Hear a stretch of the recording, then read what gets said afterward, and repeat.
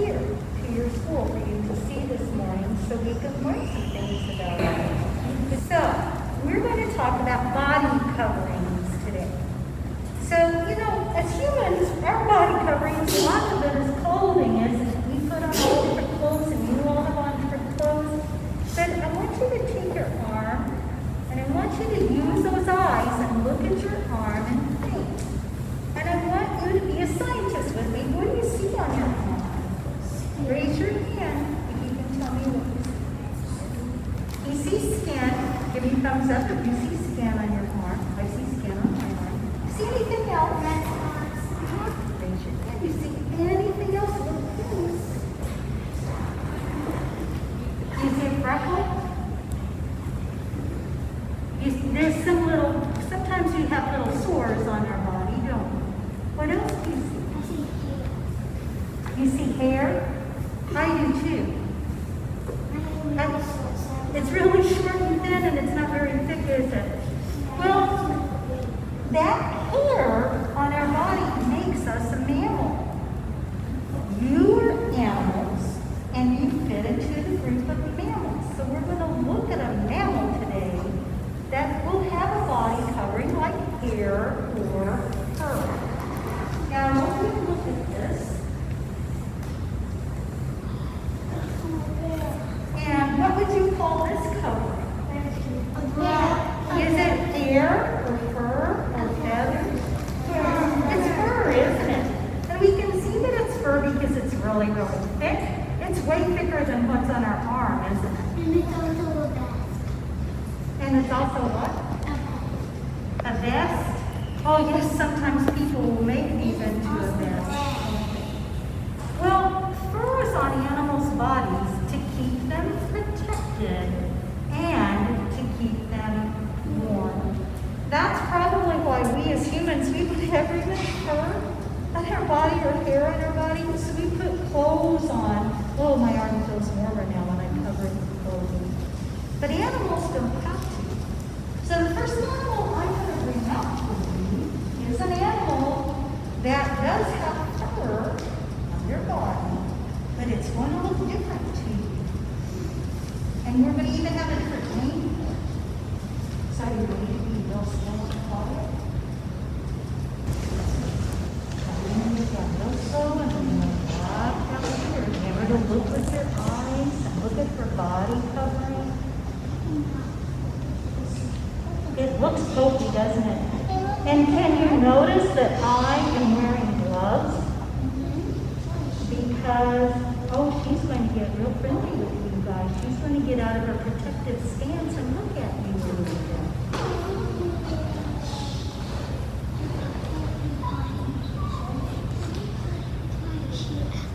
Well, this is primrose. Some of you already guessed it. Primrose is a hedgehog. And hedgehogs are covered with little spines all over their body. Now I want you to think about why would a hedgehog be covered with spines? Right here in the pink.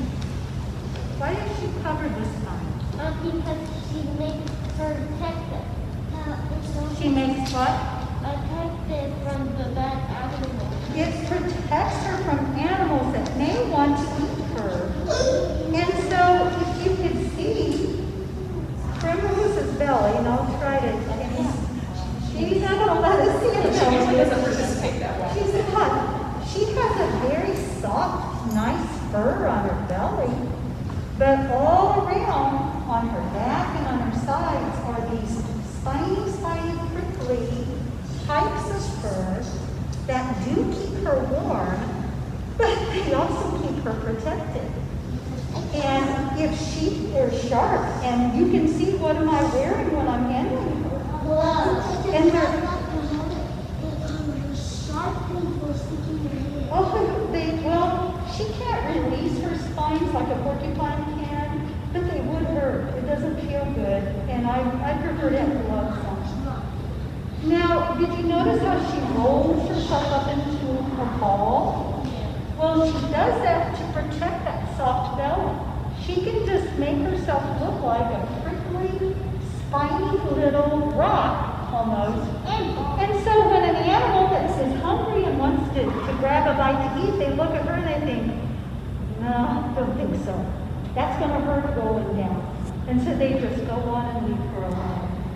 Now, what do you think? I see Primrose is smelling my glove a little bit. Did you see her little nose smelling?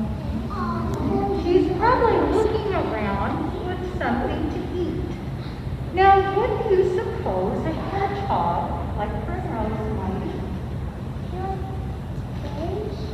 She might eat berries. She might eat chicken. Remember to raise your hand. Yes?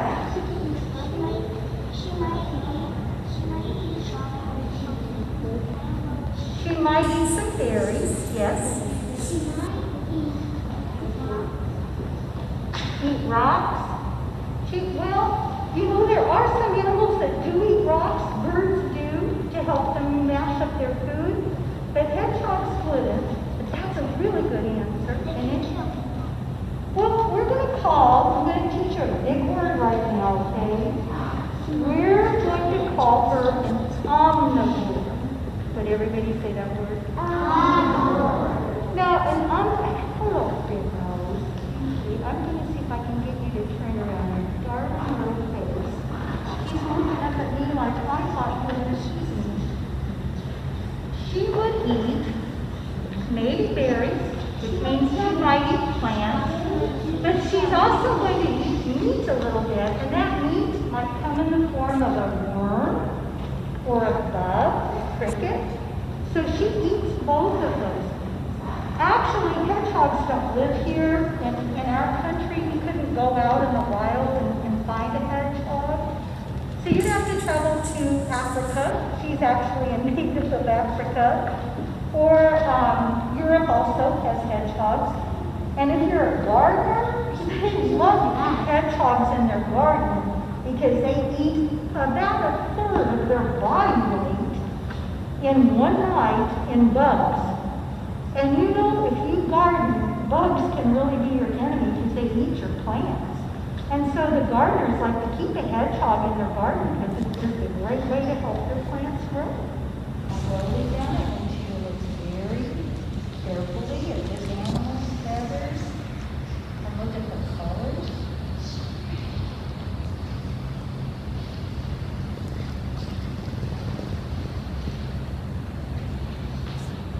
What? You think this is an owl? Now I want you to think about why you think this is an owl. Why?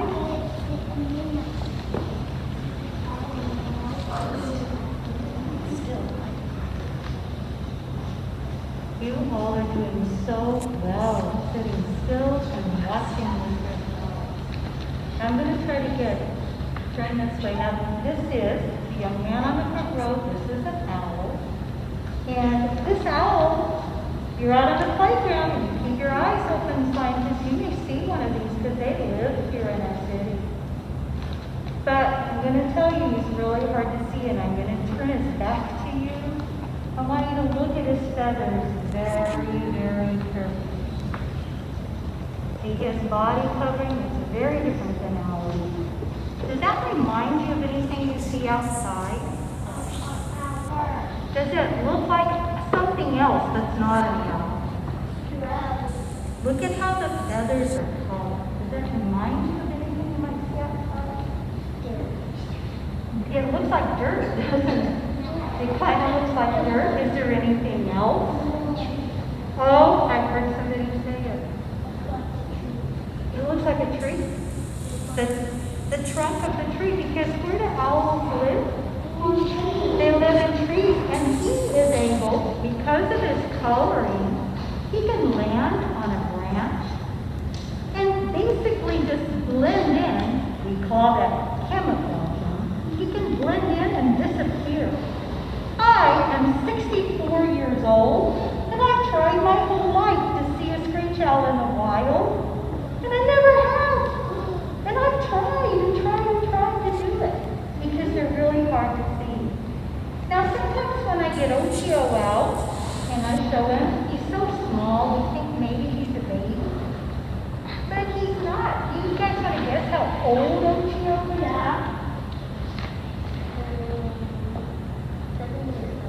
7?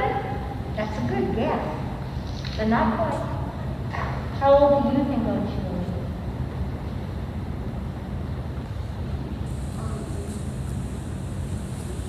is? Is he older than you? I cut off the guess. So I'm going to tell you now. You ready? Got your ears open?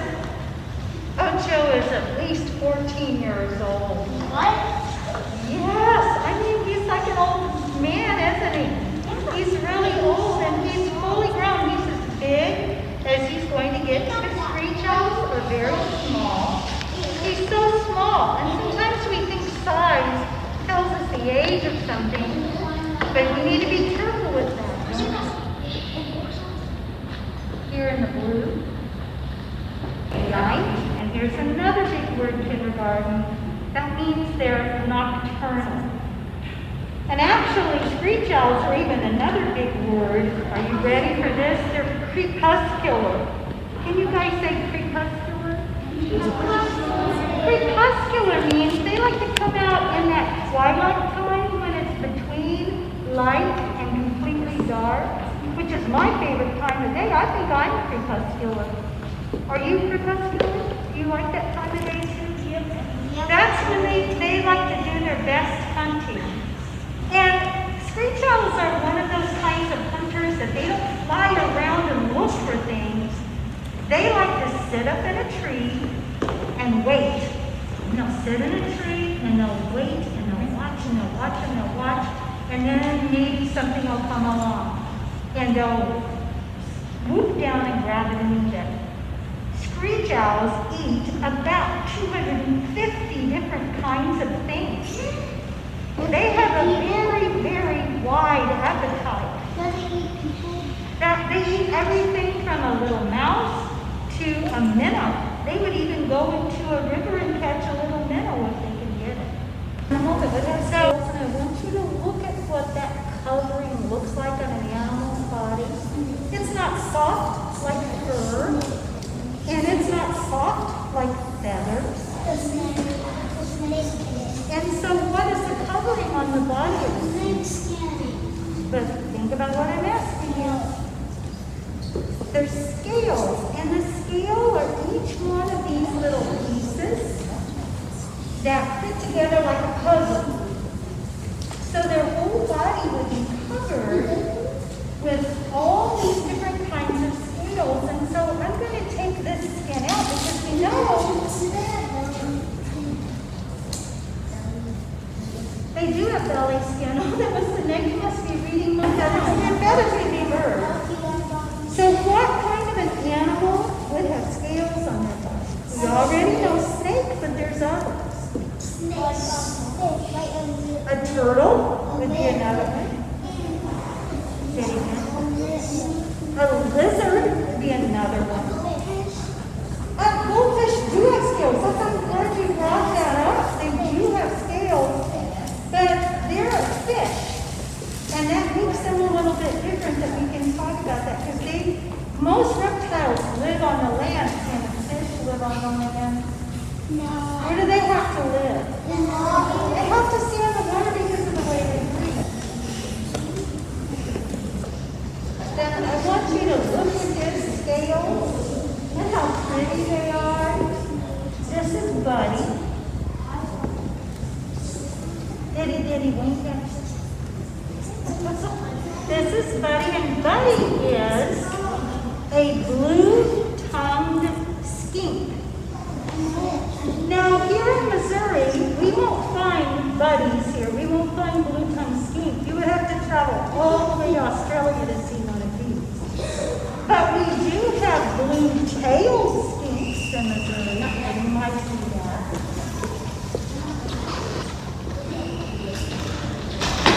So I want you to look very carefully at his back and see the scales on his body. They don't look soft at all, but can you see how he's got colors on there? That helps him hide, because where Buddy would live if he were in the wild, there are lots of things that would want to eat him too. So he probably won't show us his blue tongue today, but that blue tongue is something that helps protect him. Because if an animal trying to catch him. Yeah, that's the membrane that helps him sense hearing. Yeah. And look at his tail. If Buddy gets scared and thinks something's going to try to eat him, do you know what he does? He will use his legs and he will get up and make himself look as big as he can. Because big is scary, right, guys?